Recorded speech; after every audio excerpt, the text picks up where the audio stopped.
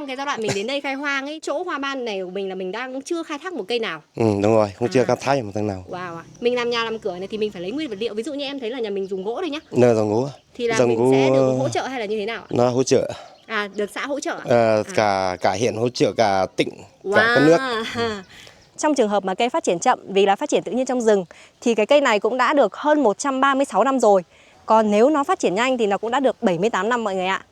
Nói đến Điện Biên là phải nhắc tới hoa ban. Tuy nhiên, đặc biệt của Điện Biên phải là những cây ban cổ thụ như thế này cơ. Trong tập này, hãy cùng mình khám phá rừng ban cổ thụ độc nhất vô nhị tại Điện Biên, chỉ cách trung tâm thành phố khoảng tầm mấy chục km thôi nhá. Đi nào!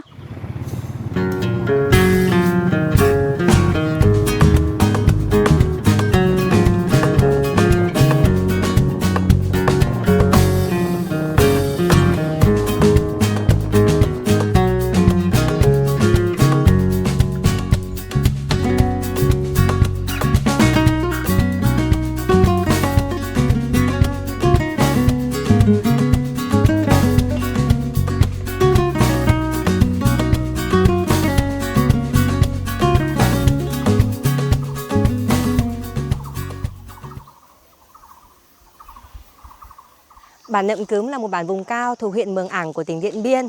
Hiện tại ở bản đang có 73 hộ với khoảng 440 nhân khẩu, 100% là người đồng bào dân tộc Mông và trong đó thì có đến hơn 98% là hộ nghèo, cận nghèo, điều kiện kinh tế còn hết sức khó khăn. Theo như mình được biết thì cũng mới chỉ đầu tháng 1 năm nay thôi, bản Nậm Cướm mới được lắp lưới điện quốc gia để bà con có thể cải thiện được đời sống sinh hoạt. Tuy rằng là còn rất khó khăn như vậy nhưng tại Nậm Cướm lại có một nguồn tài nguyên cực kỳ phong phú và vô cùng giàu tiềm năng. Đó chính là hơn 1.200 cây hoa ban, trong đó rất nhiều ban là ban cổ thụ, giống như rừng ban đang ở ngay sau lưng mình đây.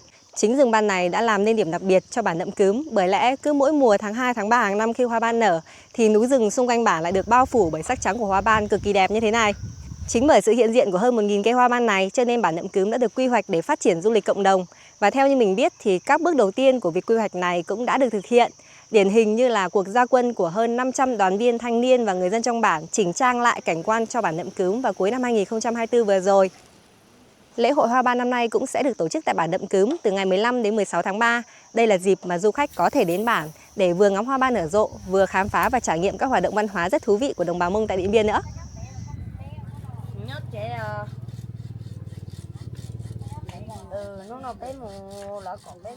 Bản Nậm Cướm nằm cách trung tâm thành phố Điện Biên Phủ khoảng hơn 40 km.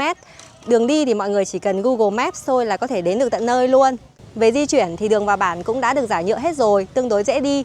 Tuy nhiên để đảm bảo an toàn thì mình nghĩ là các bạn vẫn nên thứ nhất là chúng ta lựa chọn xe số khỏe. Tại vì là đường lên bản có rất là nhiều các dốc quanh co liên tục, cần phải đảm bảo các bạn kiểm soát được tốc độ của xe. Và thứ hai nữa là chúng ta có thể sử dụng ô tô con. Đường lên bản hơi nhỏ một chút nhưng mà nếu như chúng ta lái cứng và lái khéo vẫn có thể lái ô tô để đi tham quan hoa ban ở quanh bản được. Còn nếu như mọi người định đi bộ thăm bản thì hãy chuẩn bị một đôi giày bệt nhé.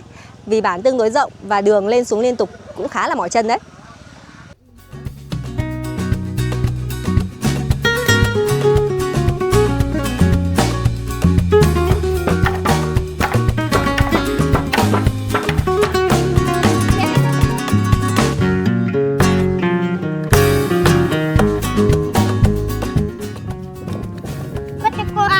Cô chào con.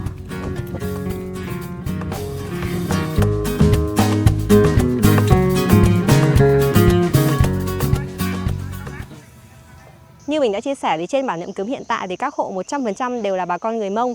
Và bà con người Mông ở đây thì vẫn giữ nguyên các nếp sinh hoạt cũng như phong tục tập quán truyền thống. Như mọi người có thể nhìn thấy là một ngôi nhà điển hình của người Mông Điện Biên ở đằng sau lưng mình đây. Đó là sẽ là thường là nhà trệt. Và tường thì là lát gỗ chứ không phải là tường xây. Nhà người Mông ngày xưa ấy thì mọi người sẽ thường là dùng tường gỗ bằng là gỗ pơ mu cơ. Nhưng mà hiện tại thì tất nhiên là chúng ta sẽ rất là khó để có thể tìm được những loại gỗ quý mà có tuổi đời đến hàng trăm năm như vậy. Cho nên là mọi người cũng đã cần phải sử dụng nhiều hơn những cái vật liệu hiện đại để xây nhà cho mình. Ví dụ như là ngôi nhà này thì lợp mái bằng bro xi măng. Trước đây thì trong dịp đến tổ chùa thì mình cũng đã có dịp được bác Mùa A Chè giới thiệu về ngôi nhà truyền thống của bác rồi. Cho nên là nếu như mà mọi người tò mò ấy, là một ngôi nhà của người Mông truyền thống trông sẽ như thế nào thì mọi người có thể xem lại video về du lịch tổ chùa của mình để biết thêm nhé. Anh Xó có thể cho em hỏi một chút ý là em được biết là bản của mình là bản mà có cái điểm rất là nổi bật, đấy là mình có trên 1.200 cây ban và trong đó có rất nhiều cây ban cổ thụ đúng không ạ? Thì không biết là vâng. Cái hoa va của mình là năm nay mình ở từ 2001 về là mình quản lý. Thế là để lại cái hoa van là nó để nó mà nó để lại giữ nghìn những cái hoa van giữ nghìn là để nó cho nó sân 2005 này 2004 nó là vào du lịch tiếp là 2004 đấy. 2001 là mình về đây khai hoang bản đúng không ạ? Ừ. Vâng đúng rồi, sau đó thì chính quyền có chủ trương là mình sẽ giữ nguyên hoa ban. Đúng rồi, vâng, là mình sẽ không khai thác hoa ban. Đúng rồi, vâng, không khai hoa ban. Xong rồi đến 2004 thì mình có chủ trương là mình sẽ phát triển là bản du lịch. Đúng rồi. Vâng. Trong cái giai đoạn mình đến đây khai hoang ấy, chỗ hoa ban này của mình là mình đang chưa khai thác một cây nào. Đúng rồi, không chưa khai thác một cây nào. Wow ạ. Đúng rồi. Thế trong cái lúc đấy mình làm nhà làm cửa này thì mình phải lấy nguyên vật liệu. Ví dụ như em thấy là nhà mình dùng gỗ đây nhá. Nơi dùng gỗ. Thì là mình sẽ được hỗ trợ hay là như thế nào ạ? Nó hỗ trợ. Được xã hỗ trợ ạ? Cả huyện hỗ trợ, cả tỉnh, cả các nước, cả các trực tỷ bí thư của xã này, của bà Trịnh huyện này, của bà Trịnh xã này, nó là hỗ trợ cả 50 triệu. Mỗi nhà 50 triệu để làm nhà. Để làm nhà. Bây giờ là mình đã thực hiện cụ thể những cái hoạt động du lịch nào rồi hả anh? Đây là nó là quyết định là cụ thể. Mới có quyết định mới chưa thực hành á? Quyết định nó là ngày qua Tết đến quyết định là du lịch của bạn là cưới sáng mới cấy rồi. Điều nó nghĩ là làm cái gì nó là điều. Làm về du lịch ấy ạ? Là du lịch, đó là quyết định đầu tiên là lấy nước về uống này, lấy bia này, lấy cắm nước này, cắm luyện nước này về cho khách về uống thôi. Thế thôi. Nước nhà mình là mình đã có đường nước từ bên ngoài cấp vào hay là mình lấy từ trên khe suối xuống ạ? Lấy từ khe suối. Lấy từ khe suối. Còn điện là em mới được biết là đầu năm nay mình mới được cấp điện đúng không? Đúng rồi. Thế trước đấy là mình dùng là năng lượng mặt trời hay là dùng điện nước. Dùng gì ạ? Dùng điện nước. Điện của nước ạ? Điện nước đấy. Tức là mình tự phát điện. Tự phát điện.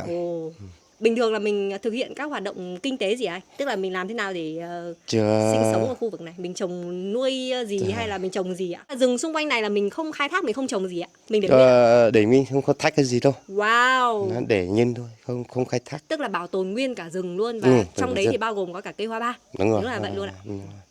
Nhà mình bây giờ là làm nương tại chỗ nào anh? Là xa.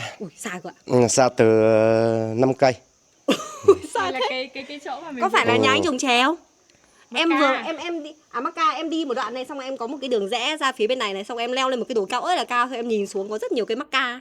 Cây Mắc Ca thì qua công ty của nhà nước. Thế ạ? Nó công ty của nhà nước đó, nó là đầu tư Mắc Ca. Còn nhà mình là trồng lúa thôi. Trồng lúa thôi. Mày trồng lúa để trồng ngô, trồng củ sá. Thế thôi, mình không có trồng ngô trồng sắn là coi như là làm du lịch đủ ăn, làm nông nghiệp đủ ăn quanh năm. Thế thôi. Chăn nuôi ở đây em thấy mọi người cũng không chăn nuôi gì đúng không? Chăn nuôi của chuyên Nasa. Chăn nuôi của về xa cho bò rừng. Bò rừng. Nó là bò rừng. Nuôi cả bò rừng nhé. Không phải, nó là con bò này để cho rừng. Nhưng mà nuôi chân thả. Chân thả trong rừng. Thả bò trong rừng ạ. Nghĩ là bây giờ là bản của mình mọi người đến đây là chủ yếu là ngắm hoa ban thôi chứ còn cũng chưa có dịch vụ gì đúng không? Đúng rồi, chưa có gì. Thế là mình ở đây là vừa có thực phẩm, lại vừa có cây làm đẹp. Thiếu mỗi khách thôi. Thiếu mỗi khách đến thôi. Dần dần là kiểu gì cũng được. Này thì khoảng mất bao lâu rồi xong hả bà? Chắc không biết. Không biết à? Chưa biết à? Có đến tháng không ạ? Cái nhà này là làm 1 tháng rồi ạ? Đâu về đấy? Cháu ở Điện Biên lên mà. Ở Điện Biên à? Vâng. Tại vì thấy bảo là năm nay trên bản mình hoa ban nở rất là đẹp, cho nên là lên đây ngắm, chưa được lên đây bao giờ. Kia là mai mốt là mình lập nhà là mình cũng lập danh đúng không bà? Cái danh giống nhà ông dưới kia đúng không? Vâng. Đây ông bên dưới cũng đang đan danh để làm nhà bếp, là nhà bếp bên dưới nè. Đó, cái bếp nhỏ nhỏ. Tức là nhà truyền thống thì mọi người sẽ để bếp trong nhà, nhưng mà bây giờ là mọi người xây là những cái nhà nhỏ như thế kia, cho nên là sẽ cần phải rời bếp ra ngoài, là làm một cái bếp riêng như thế này. Vâng. Đây giống như nhà anh chị là đây là cái bếp. Còn phía bên này nó là cái nhà. Đó. Hiện tại là ở đây có một nhà của một hộ dân đang xây, thì nếu như mà sau này nha mà mọi người lên đây nghỉ thì thứ nhất là phải đến nhà anh Xó, tại vì đấy ngay đằng sau là một rừng ban cổ thụ siêu đẹp, và thứ hai mọi người phải ở ngôi nhà đang xây này. Khi mà ở đây ấy, thì trước mắt mọi người sẽ có cả một cảnh quan rộng hơn rất là nhiều.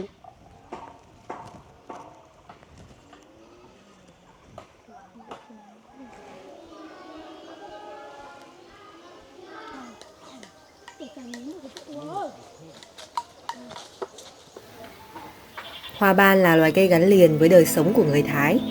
Về sự tích hoa ban, được biết đến nhiều nhất là câu chuyện tình buồn giữa chàng Khum và nàng Ban. Hai người yêu nhau nhưng do sự cách biệt thân phận, chàng chỉ là chàng trai nghèo, còn nàng lại là con nhà quyền quý, do đó không được cha mẹ nàng chấp nhận. Khi nàng Ban biết rằng mình sắp bị gả cho một gã nhà giàu xấu xí, nửa đêm đã trốn đến tìm chàng Khum. Tuy nhiên, chàng lại đang đi làm xa. Nàng Ban đã để lại chiếc khăn piêu trên cầu thang rồi chạy đi tìm chàng. Chàng Khum trở về nhà, nhìn thấy chiếc khăn piêu, biết đã có chuyện chẳng lành, liền chạy theo để tìm nàng. Nàng Ban đi mãi, cuối cùng kiệt sức mà chết, hóa thành cây hoa ban. Chàng Khum đi đến nơi có cây hoa ban cũng ngã xuống, hóa thành con chim lục khum.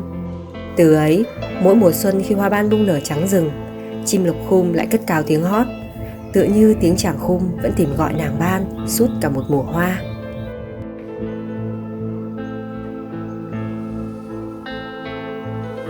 Nếu nhìn cây hoa ban dưới góc độ lãng mạn này, ta có thể thấy màu trắng của hoa ban tựa như sự trong trẻo, tinh khôi, son sắt trong tình yêu của người con gái Thái. Còn lá ban có hình dạng như hai nửa trái tim ghép lại đấy. Tuy nhiên, đây chỉ là một trong những sự tích về hoa ban mà thôi. Hoa ban còn có một sự tích khác, đó là để bày tỏ lòng thương tiếc cho cái chết của người anh hùng Trương Han, thì người dân đã treo những mảnh khăn tang lên trên cành cây. Về sau, thời gian đã hóa phép những mảnh khăn tang ấy trở thành những bông hoa trắng muốt gọi là hoa ban. Anh hùng Trương Han là nhân vật chính trong bộ Sử thi Trương Han, một tác phẩm văn học dân gian quan trọng của người Thái. Tác phẩm này thuộc thể loại sử thi thiết chế xã hội hay còn gọi là sử thi anh hùng. Nó nói về các cuộc chiến đấu để thống nhất các thị tộc, bộ lạc, thành lập các liên minh thị tộc, bộ lạc, tạo tiền đề hình thành nhà nước sau này. Và người anh hùng Trương Han trong tác phẩm này đã cùng với đội quân của mình chiến đấu chống lại các thế lực xâm lăng, mở rộng lãnh thổ, đem lại sự hòa bình, an vui và thống nhất cho vùng Thái. Và đó là những câu chuyện mà con người sáng tạo ra để thể hiện tầm quan trọng của cây hoa ban trong đời sống tinh thần của người Thái. Tuy nhiên, mọi người có thắc mắc là về góc độ khoa học thì cây hoa ban là cây như thế nào không? Cây hoa ban còn có tên khác là cây móng bò, hay tên tiếng Anh của nó là Camel's Foot Tree, cây chân lạc đà. Tại sao lại có cái tên này nhỉ? Thực ra theo mình nghĩ là do hình dáng chiếc lá này. Nếu như mọi người nhìn hình của móng lạc đà hay là móng bò in trên mặt đất thì chúng ta sẽ thấy là nó vô cùng giống cái lá ban luôn. Cây móng bò bao gồm có nhiều loại, cả thân bụi và thân gỗ. Riêng móng bò thân gỗ ở Việt Nam có hai loại chính. Loại thứ nhất là móng bò sọc hay còn gọi là hoa ban Tây Bắc. Đặc điểm nhận dạng nổi bật là trên thân hoa sẽ có những đường sọc như thế này. Màu sắc của hoa thì dao động từ trắng, hồng cho đến hồng tím. Số lượng nhụy hoa là khoảng từ 5 đến 6 nhụy. Hoa thường nở đơn và nở ở những khu vực thời tiết mát mẻ. Thời gian nở là khoảng từ tháng 2 cho đến tháng 3 hàng năm. Còn hoa của cây móng bò tím sẽ không có những đường sọc ở trên thân hoa. Màu sắc chủ yếu là màu tím hoặc là hồng tím. Hoa sẽ nở thành từng chùm nhỏ. Cây móng bò tím chịu hạn tốt hơn hoa ban Tây Bắc, có thể nở hoa cả trong điều kiện nắng nóng. Về thời gian nở, theo như mình quan sát ở nơi mình sống thì sẽ muộn hơn hoa ban Tây Bắc một chút, là khoảng từ tháng 3 cho đến tháng 4. Ngoài ra, hai giống cây này còn có thể phân biệt dựa trên lá cây. Lá của cây móng bò tím sẽ có đường xẻ ở đây sâu hơn lá của cây ban, đồng thời trên thân lá cũng sẽ có ít đường gân hơn so với hoa ban Tây Bắc. Ngoài tính thẩm mỹ thì lá và hoa ban còn được ứng dụng trong y học dân gian với các tác dụng như là kháng viêm, chống oxy hóa, chống tăng lipid máu. Cuối cùng không thể không kể tới các món ngon từ ngọn và hoa ban, ví dụ như là ngọn ban và hoa ban xào, nộm hoa ban, canh hoa ban là những món ăn nhất định du khách phải thử khi tới Điện Biên. Với toàn thân đều là bảo như thế này, không khó hiểu khi cây hoa ban là cây gắn liền với đời sống của bà con Tây Bắc.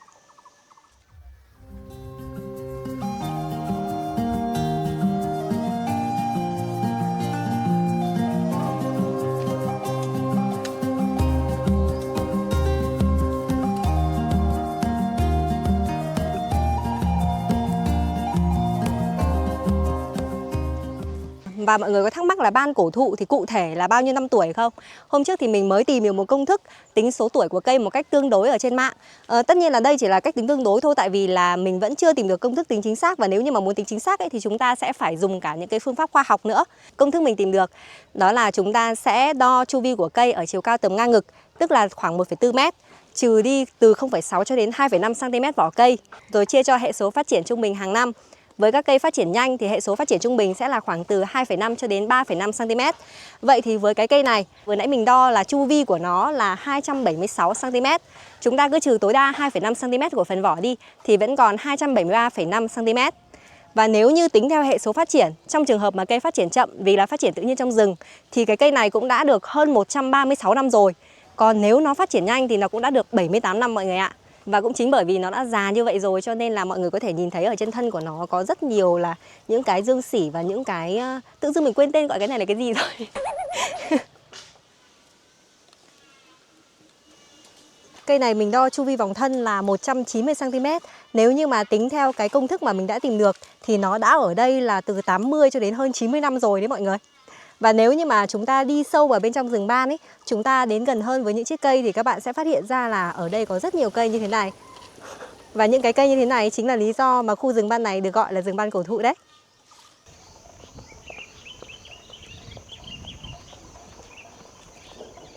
Hiện tại thì mình đang đi trên con đường ngắm hoa ban được xây dựng ở xung quanh bản Nậm Cướm. Con đường này chỉ dài khoảng mấy trăm mét thôi. Tuy nhiên từ đây thì các bạn sẽ có một góc nhìn rất đẹp ra rừng ban cổ thụ. Thời gian ngắm ban đẹp nhất theo mình là vào buổi sáng, vì khi đó mặt trời đúng hướng chiếu vào rừng ban khiến cho cả rừng bừng sáng lên, tạo nên khung cảnh rất ấn tượng. Ngoài ra nếu các bạn có thời gian ở lại đây qua đêm và may mắn một chút, chúng ta có thể ngắm được biển mây ở ngay khu vực bản luôn đấy. Hiện tại ở bản Nậm Cướm đã có homestay rồi. Mình đã quay hình ảnh homestay, đồng thời có số điện thoại dành cho bạn nào muốn tham khảo mức giá dịch vụ nhé. Mình nghe một số du khách chia sẻ rằng họ cảm thấy khá là tiếc khi mà năm nay quay lại bản Nậm Cướm thì họ đã không còn thấy nhiều những mái nhà tranh hay tường gỗ nữa, mà thay vào đó là những ngôi nhà xây kiên cố giống như là ngôi nhà đằng sau lưng mình đây. Trên quan điểm của mình thì thật sự là rất khó để chúng ta có thể yêu cầu người dân giữ lại những ngôi nhà cũ của họ. Tại vì rõ ràng là những ngôi nhà đó sẽ không thể mang lại sự tiện nghi hay ổn định trong sinh hoạt như những ngôi nhà xây được. Và nếu mà nói về sự đầu tư về mặt cảnh quan hay là sự đồng bộ trong kiến trúc thì bản Nậm Cướm vẫn còn đang ở một mức độ khá là thô sơ, chưa thể so sánh được với những bản du lịch cộng đồng khác nổi bật ở trên cả nước. Bởi vậy cho nên điều mà chúng ta cần chờ mong ở đây có chăng là tỉnh Điện Biên sẽ sớm có những hoạt động quy hoạch phù hợp để khoác tấm áo mới lên trên bản Nậm Cướm. Thay vì du khách đến đây hàng năm để ngắm hoa ban và chỉ ngắm hoa ban thì họ đều có thể đến đây cả 4 mùa trong năm, trải nghiệm và khám phá nét văn hóa truyền thống của người Mông Điện Biên. Mong là nếu bạn xem được video này và năm sau bạn đến Điện Biên và lễ hội hoa ban thì bản Nậm Cướm đã khác rồi nhé.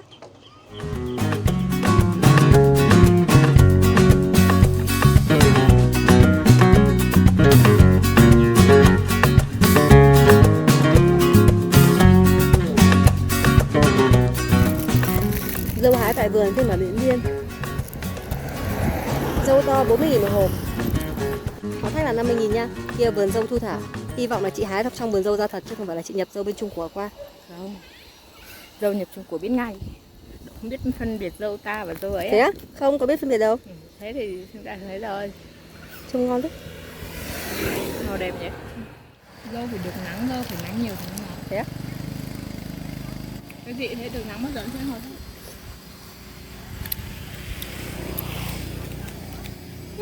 Cũng ngon nhưng mà hơi nhạt.